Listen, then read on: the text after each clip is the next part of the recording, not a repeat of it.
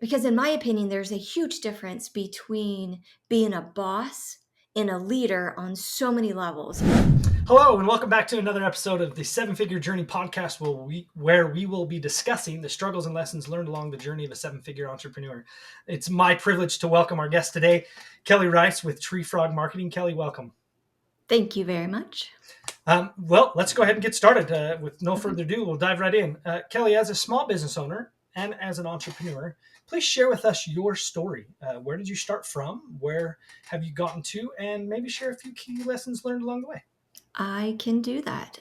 Okay, so for I think over 25 years now, I have been blessed to have helped hundreds of small businesses generate leads, use their budgets wisely, and then, grow their revenue, right? Because that's the ultimate goal for a small business to be sustainable. But looking back, I know that this was God's plan for me, but being a full-time business owner really wasn't something that I had really planned for, which I don't know. I mean, I think most small business owners maybe feel that way. They just kind of fall into something, or they do something because they're good at this skill or this craft. But, we know that life happens, and it doesn't ever really go the way that we had envisioned it. So I grew up in a time where you went to college, you fought to get a good, well-paying job, you added to your 401k, and then you were set for retirement. So that was initially my plan. But in high school, I had an interest in the creative side of marketing and began learning everything that I could. And I did all of these things. And then I ended up at Ball State, and I was taking computer science and journalism. And then life happens. Right. So I got called home to kind of deal with some things there. So I think that that was like a major thing for me. So I just I just knew that moving forward with college probably wasn't something that was in the cards for me at that time. So I came home and I entered the workforce.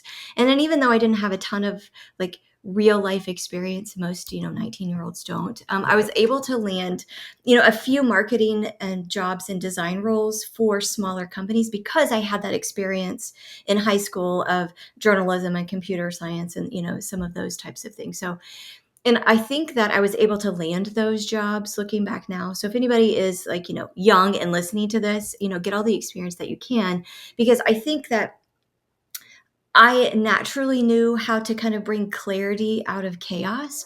And then thankfully, those business owners saw that and then gave me that opportunity. So, and then also because I grew up on a farm, I had friends and family that were small business owners, and I knew how hard that they worked. And it was so difficult for me to watch these good people throw their hard earned money away, after like, from a marketing perspective, doing a little bit of everything. And it was just really hard to watch because they didn't know what they didn't know, right? And because I was constantly being asked about marketing for small business owners, or, what should I do? How should I do this? Or should I do that? Or, where do I need to spend my money? I ended up becoming a strategic voice for them because they didn't have a marketing advocate who, one, they could afford, or two, who understood that putting the customer first was key. And what they had was just a bunch of salespeople trying to, sell them something, not necessarily help them. So I had success helping others with their marketing, like on and off for several years. And I was continually encouraged to do more.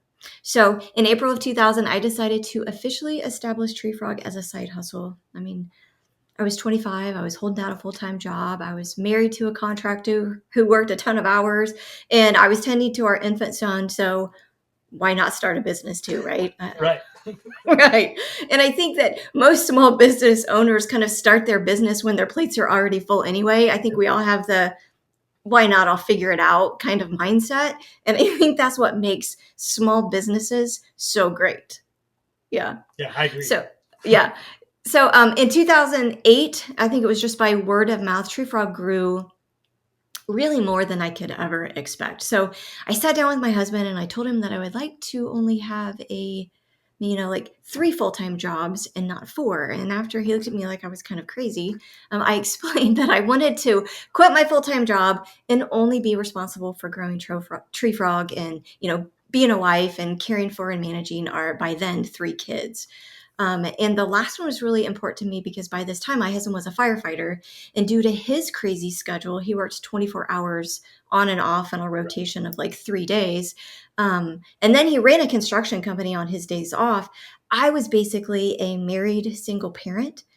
So don't get me wrong, my husband is a tremendous father. I just held most of the daily responsibilities, Right. and there didn't ever seem to be enough hours in the day so to do everything that I needed. So kind of honing in and streamlining what I was doing was going to be, what I wanted to do. So in 2008, I think our youngest, she was just a few months old, and that's what I did. So I quit my full time job and I began working what felt like a million hours a week, but helping small businesses and helping them successfully manage their marketing systems. And when you're passionate about something, those million hours a week, they are long, but they don't feel like they're that long, Right. right? Yeah. So in just a few years, I was blessed to build an incredible team. And with all of their hard work, and they provided insights as to why small businesses really need to do when it comes to marketing. Because again, we don't want to be another service just trying to sell a small business something. We wanted to be a partner in their success because, from all of my experience, I saw how all of these sales reps really thought that they had the next best thing since sliced bread. But what they were really doing is trying to just sell a piece of a service, a piece of a marketing plan to someone. And it wasn't necessarily, what small businesses needed. So through those insights and successes, Tree Frog has transitioned from a we'll do everything you need when it comes to marketing firm to one that now strategically teaches and supports what we call a flywheel marketing method, which is basically focusing on the 4 areas of marketing that are most important for small businesses to succeed. And those areas include understanding your ideal audience and creating clear messaging, building a strong foundation with an strategically built SEO website, creating content and sales funnels that drive engagement, and then promoting those, your products and services and content and all that. So for almost 25 years later, I am so thankful to be surrounded by people who have a heart for helping others succeed. And every day I get the joy of watching marketing strategy come to life. So whether that's through our, done for you services that we've kind of honed specifically for small businesses, or through my work as a fractional CMO. So there's so many blessings in that, and so many exciting things, and we get to be part of so many different businesses and industries and meet so many different people. It's pretty amazing. So, and I think before the show started, you asked if I had any lessons that I wanted to share. So there actually are, I think there are 3 or 4 lessons that I talk about all the time that I wish I didn't have to learn the hard way. And part of me feels like I really wouldn't do anything differently because the road I took, led me down to a path of a proven system that helps small businesses streamline their marketing efforts, use their resources wisely, and then ultimately help them grow their businesses. But I have to say that there are some things that I wish I wouldn't have insisted on learning the hard way.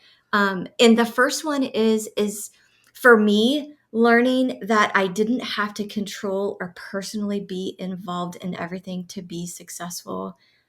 That was a really big one. Yeah. Yeah, because in my opinion, there's a huge difference between being a boss and a leader on so many levels. And when it Yeah. comes to being in control, and having all the answers, that's where the lines for me kind of get a little bit, they get thin pretty quickly, especially I think for all small business owners, because I think it's a common misconception that to be on top of your game, you have to know everything and you have to be in control of everything for every aspect of your business, Right. um, in including like systems and the outputs and accounting and like all of these things. But I found out the hard way that this approach, it really often just leads to bottlenecks in decision making, and it really halted the growth and the development of my team. I mean, being a boss means taking charge and telling people what to do, but being a leader is about guiding and inspiring and learning alongside of your team. Right. So as a small business owner, there are times that you have to be both, but I learned that being a leader is always more effective than being a boss. So I think, Love that.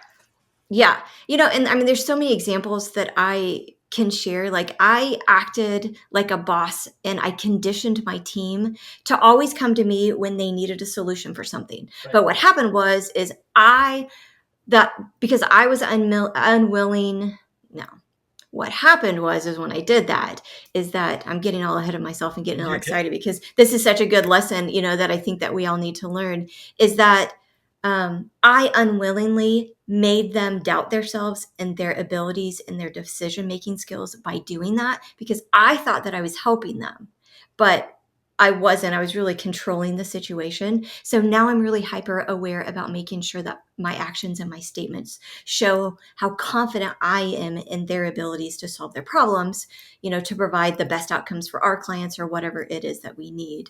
Um, and when they do need something, or they need me to be a sounding board, we've created kind of what we call the 1-3-1 rule. So Okay. basically, before we connect with each other, and I didn't make this rule up. I heard it somewhere, and it was one of the best pieces of advice that sunk into my brain about this, is basically before we connect, they need to understand the one problem that needs to be solved, have at least 2 to 3 solutions for what they're considering, and then come prepared to discuss the one that they feel like would work best. And what this does is that it helps them think through the issues. It provides options for solutions, and more times than not, they've already have a great solution in mind by the time they get to me, and they just need to talk it out. So if I'm being honest, their solutions are usually sometimes better than some of the things that I would come up with, because they're brilliant, or they're not stuck in this box Right. like I may be in. So that has tremendously helped me move out of like the boss zone into the leader zone, which I think is absolutely more beneficial than everyone. So if anybody listens wants to steal that, I totally recommend it. Love that. Yeah. Love that. And it reminds me of the quote, and I can't even remember who did it, but it says, the greatest leaders don't have all the answers. They're Yes. just willing to listen to the right one when it comes along. Yes. Right. And you So, have to love have that willing mindset, right? To be vulnerable enough to listen to others. that. Yeah. Yeah. Yeah. Love that. Great. Yeah. Great, great insight. Okay. I hope everybody Yeah. was listening closely on that, because Great. that is fantastic advice. Thank you. Okay. So the second thing that I wish I wouldn't have to learn the hard way was that I didn't have to operate, or I wish I would have known not to operate from a smallness mindset. Okay. So, you know, and this one's really big for me because for so long I doubted my abilities and I fought imposter syndrome. And I know a lot of small business owners, especially those in like the coaching and leadership positions, they've kind of felt this way before. Yeah. And my friend Mark Dolfini, who is a strategic coach, he he called me out, which I love black and white people, which is why Mark and I get along so well. But he did it lovingly, but he basically said, you are the only one who doubts your abilities. Everyone else around you can see someone who is passionate about helping them succeed. So stop limiting yourself and your team, because it only reduces the amount of people that you can impact. And I was like, wow, okay. Like, after that initial, felt like a smack to the face, he was Right. right. Right. But it often felt like I was at this crossroads. So like fear was on one side telling me to hesitate or to hold back on, a new opportunity or hiring or firing someone, because I was scared of making a mistake or negatively impacting someone's life. Then you have faith on the other side of this, urging me to trust in the vision, to take calculated risks, and to believe in the abundance that comes from making thoughtful and confident decisions based on helping others. So I've been stuck in that mindset of scarcity where every decision felt like it could make or break us. And it reminds me of a time where we hired a salesperson, because if I didn't hire him, like he was going to become my competitor. And then even though like my intuition told me that it wasn't the right fit, I went ahead and did it. And then it didn't end well, right? Like my team was frustrated. He was selling things that we didn't know that he was selling. We had frustrated clients. It was just not a good thing at all. So understanding that operating from a smallness mindset is never where you want to be. You always want to be able to kind of like challenge yourself, stop thinking that you don't know what you're doing, because your success shows that you do. And if you believe in that you are a leader and not a boss, and you take the advice of being a leader and not a boss, you'll be able to more easily move out of that. Now, um, this one's still hard for me. So, being a little bit vulnerable here, I think small business owners, it's like the whole fake it till you make it thing. But I think that we feel like we're faking it a lot. And that's not necessarily true. So I think everybody needs to take Mark's advice and kind of like look inwardly and make sure that you're not making decisions based on fear and a smallness mindset. You're making strong, calculated decisions based on understanding that if you choose to do the right thing for people, good things will follow. Love that. Fantastic. Yeah. All right. The third one is that bigger doesn't always mean better. So, for any of you that are readers, I recently read the book Company of One by Paul Jarvis. And it was a recommendation from my friend Travis, who owns Honest Podcasts. And while reading this book, I felt like the author was saying everything that I had learned over the last 20 plus years, especially about how staying small on purpose presented so much more opportunity for growth as a business, to be able to like develop your staff and support your staff, and then really find a stronger work-life balance. And I felt his words so deeply because every small business owner, I feel, is taught, or, we just tend to think that scaling up and expanding are the ultimate indicators of success. But the reality of it is that that's not really true for all. Right. So, going back to in 2016, when we hired someone, we tried the growing exponentially route.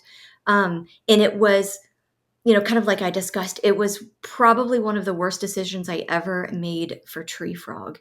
Um, because you can't necessarily sell what Tree Frog offers. Because what we do isn't a product or a commodity, it's a mindset and a system that a small business has to be ready to move towards. So we didn't hire well. So the growth that we experienced ended up costing us more time and money and sanity being the big one, than it was worth. But I think the biggest loss that we experienced by having this mindset was the fact that we lost the ability to really get to know our clients. And we had to be so focused on cranking out like deliverables and trying to make the wrong type of clients for Tree Frog happy, that we missed the entire reason for starting the business, which was helping people succeed.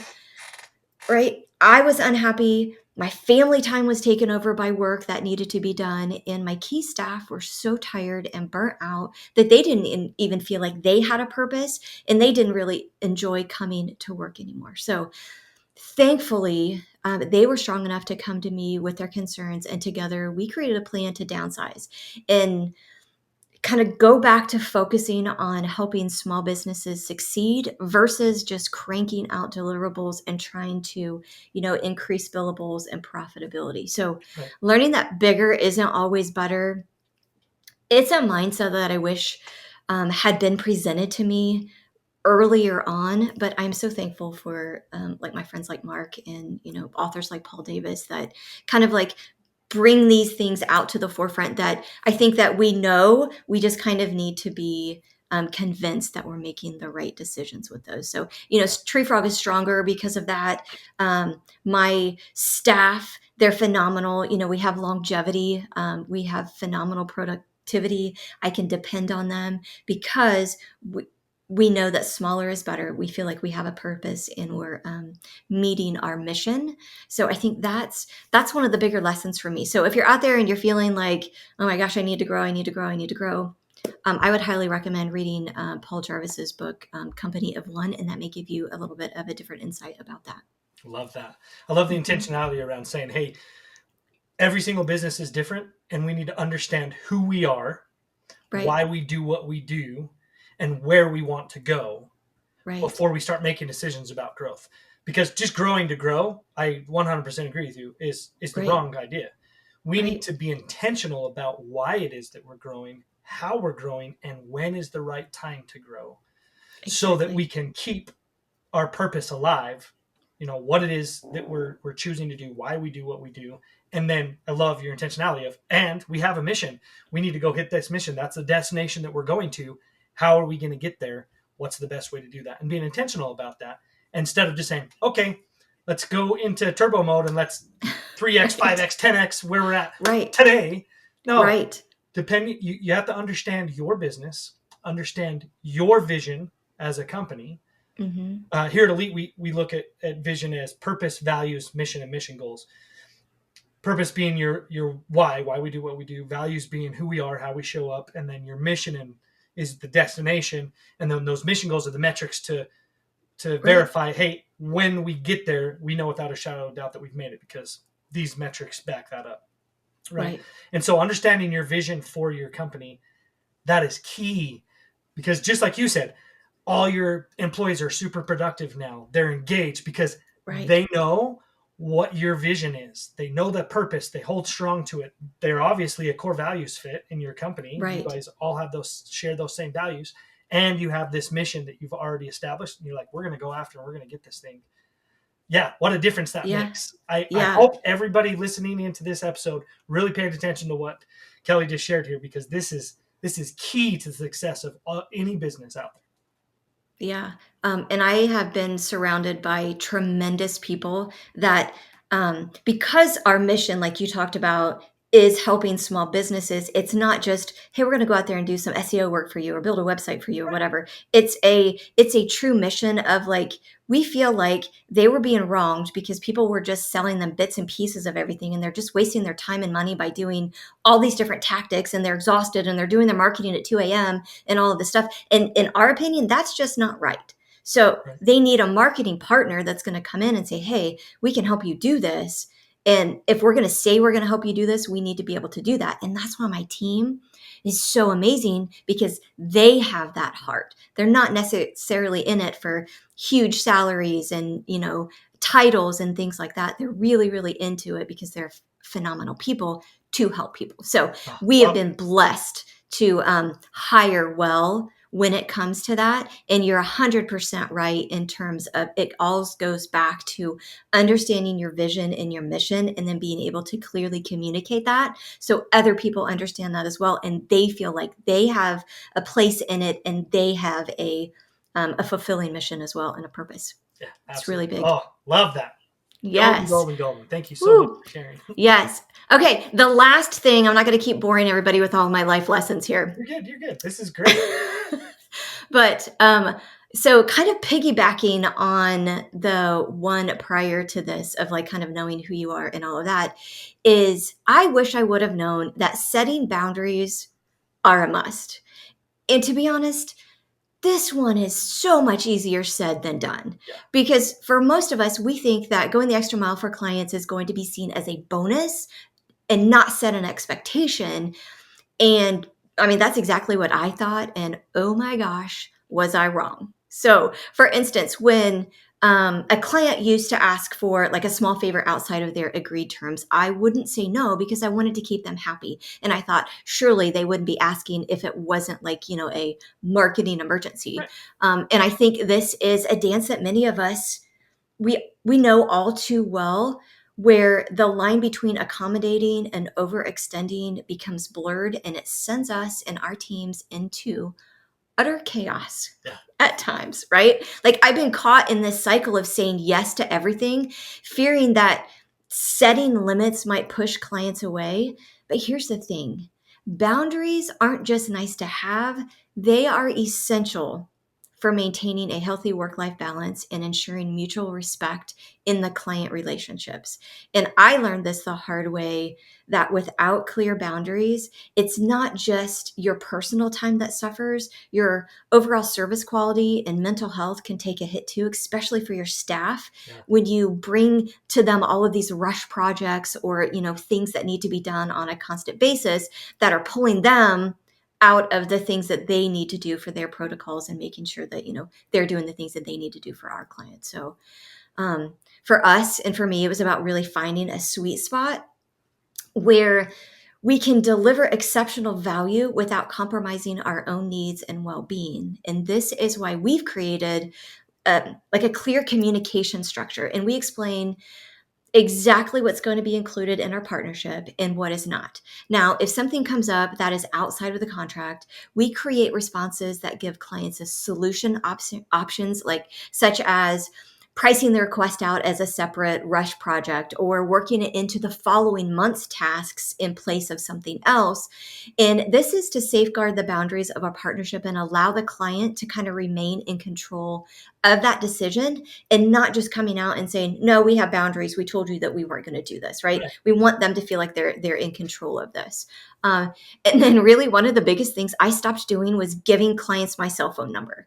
Like, if you're just starting a new business, do not do that ever. That's one of the worst mistakes I think I ever made, was giving out my cell number to all clients, depending on what your business is. Because in reality, there are no marketing emergencies.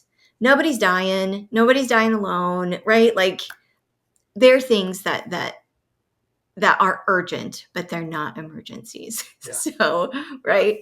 And then there's things like our office is closed on Fridays. So we make sure to tell our team that it's okay to say no to meeting with a client that may want to meet on a Friday. And I think, in fact, clients often respect us more for setting boundaries Yeah. because it shows that we value our work, our time, and our people. And then we set the stage for a professional relationship that is built on respect. So maybe think of it as just not setting boundaries for yourself and your staff, but also teaching your clients how to treat you. And trust me, when you start respecting your own boundaries, you'll find that clients will do the same. And it really leads to a more fulfilling and a less stressful like work environment and work Yeah. relationships. Yeah. No, Yeah. absolutely. I keep thinking in the back of my head this idea or concept. This phrase is called clarity is kindness. Yeah. Right? That's we perfect. we so often think, yeah, but if I'm super clear on expectations, they might think that I'm coming across as pushy or too strict or whatever. No, no, no, no, no. Clarity is always kindness, because as human beings, whether we like to admit it or not, we crave boundaries. We Right. want to know how far we can push the limit in all directions. Right. And as soon as we understand where that boundary is, guess what? We stop pushing. Right. Right? Right. So I love Right. your intentionality around saying, okay, yeah, but yes, we want to service you. Yes, we're going to give you excellent service. However, we're going to be really clear on what you need to expect from us and what you need to expect not from us. I love that Exactly. intentionality and letting them know, look, this is the way we operate. And as long as we can operate in this area, it's going to be a healthy relationship. Love that. Right. Fantastic. Right. Because 25 years has taught me that if you don't tell them where you will not operate, they just assume that that portion is part of it. Right. Yeah. Yeah. Building that clarity. Love And it. yeah, the last lesson I think that we can probably share today so that we're not, talking for 4 hours You're in good. this podcast, um, is that, you were talking about building, setting boundaries and all of that, is that you have to have systems to do that. And that also plays into making sure that you can achieve some sort of work-life balance. And I feel like I can speak to this so well because I grew up on a farm and my dad showed me how, like, he worked so hard and he taught me the value of time and money. And I remember, I think I was about 12 and I was getting ready to go out and pick up rocks in the field. So if any farm kids are out there, you know what I'm talking about. And I asked my dad, I mean, I just like, I am 49 years old and I remember this. Like, I remember the conversation. This is why it's so impactful for me. I remember asking him why he paid other kids to come and pick up rocks, but I didn't get paid. Now, as a mother, I don't know how he held it together, but he did. And he just calmly said, "You get food on the table, a roof over your head, and clothes on your back. That's your payment." Now, my 12-year-old brain, it didn't agree to that then. I didn't quite Right. understand it, but I totally understand what he meant by it now. And I think all small business families sacrifice and they have to work hard. And really, they work harder than anybody else, that I've ever really come in contact with. And because of how I was raised, I thought work life balance meant, eating dinner in the field, with the kids at 8 p.m., or watching a baseball game while standing at the fence, taking a sales call, and sitting on the couch working, while watching TV with my husband. And basically thought work life balance was working while being with my family. And I know that so many of you listening can probably relate to this. However, when I was in the middle of building Tree Frog, my husband would tell me that I needed to balance my work and my life better. And he was right. I just had to learn again to set boundaries. And I was so terrible at it because I believe that pushing through like rush projects or last minute demands was just part of the hustle and providing good customer service. But here's what I learned: making a habit of this is a terrible idea because you quickly become burned out. Your team is tired of the chaos and it erodes trust and morale. And that's why setting boundaries for your clients is so important. And as business owners, I think we think about work life boundaries for our team, but we totally disregard the fact that we need them too. I used to be a yes person, yes, we can help you with that. Yes, we can meet the crazy, ridiculous timelines. Yes, we can do that thing that you're asking that we've never done before. No was not really in my vocabulary, especially if saying yes only required a little more time or work on my end. Because I basically try to protect my staff's work life balance by doing those extra things myself. Right. And now I know that that was absolutely not wise. And this probably, honestly, it was the hardest lesson I've had to learn over the last 25 years. Um, because my dad was my example of someone with a good work ethic. And I really thought that if I wasn't going like a million miles a minute, that I was being lazy. I Right. also think that's a Gen X thing. I don't know if that's just a small business thing, but like he worked so hard that I made the mistake of thinking that if you didn't work all of the time, that you were lazy. But again, we've talked about how amazing my team is, and they've helped me understand that I am a better person, I'm a better leader, and a better strategist when I spend time away from work. And when I'm sitting in a softball or a baseball game, working from my computer, I'm not really giving my kids the attention that they deserve, and that's not fair to them. So now, learning this lesson, I try my best to stay in my zone of genius as a strategist so I don't take on too much. I try to communicate properly expectations to clients and I allow myself to be present with my family when I'm not working. And Right. am I perfect? No, not even close, but I'm really making that conscious effort. And I hope that those of you listening that are like, oh my gosh, I know how you feel, you start to do the same as well. No, I love that, and I love the intentionality of, there's so many different versions of what work life balance looks like, right? And Mm-hmm. so many different opinions of what that is.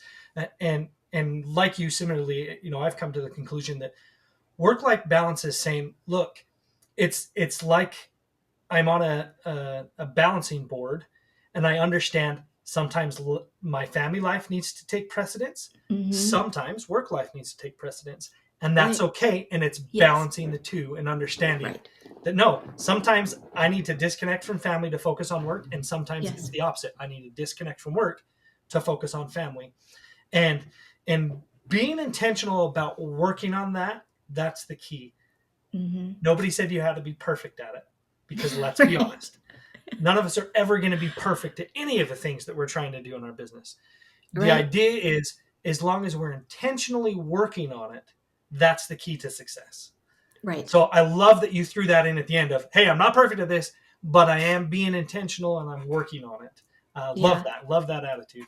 Yeah, and I try to be very open to listening to cues when I hear, my kids or my husband say some things or my team saying some things. I've had to learn to kind of be open to that and just be receptive of like, yeah, you're right. Okay, I need to figure out a different solution because this one's not working. So, like you said, it's fluid. Yep. It's Yep. very Love it. fluid. Oh Yeah. my gosh. Well, Kelly, thank you so much for sharing your story with us and those absolute golden nuggets of lessons that you've learned along your journey. Fantastic. I hope everybody was listening in. Um, if you like what you're hearing and you're like, oh, I need to try that, do it. Take Right. a few minutes, put it into action. You won't be disappointed. I promise. Thank you again. Absolutely. That's fantastic. So we're gonna change gears just a little bit here for the last few minutes here. Um, Kelly, is your striving to continue to be the leader that you want to be, which I can tell that you're passionate about.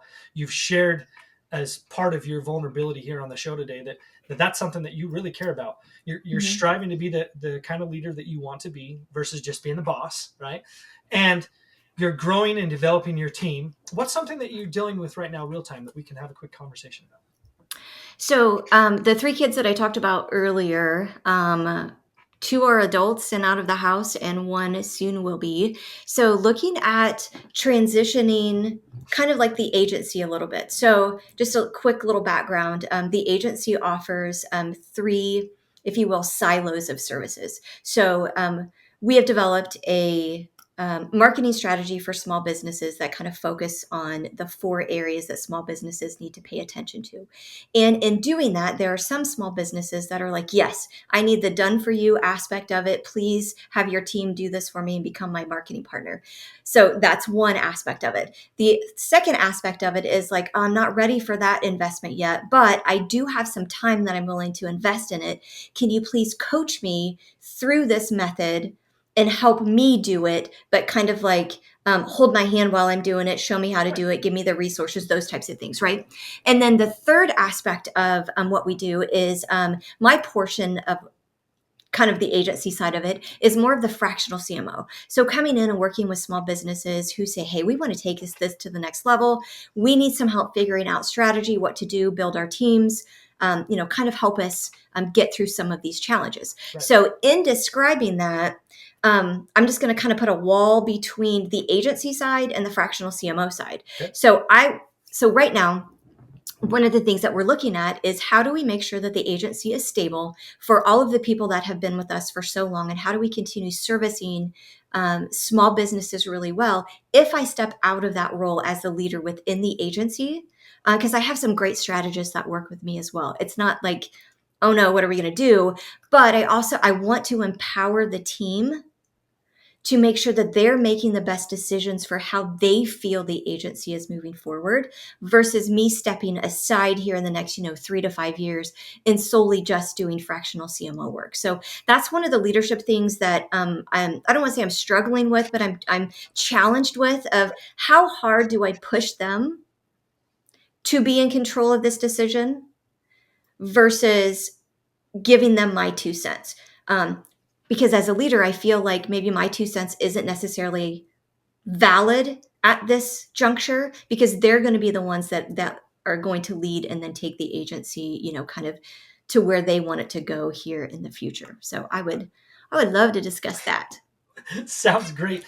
Well, first and Yeah. foremost, I think you've already kind of set yourself and positioned yourself right in the right situation for this transition, with this concept of the 1-3-1 rule that you've already implemented, Mm-hmm. because you've already set into place this idea of them going through the steps of thinking through the problem ahead of Mm-hmm. time before coming to you and talking it through.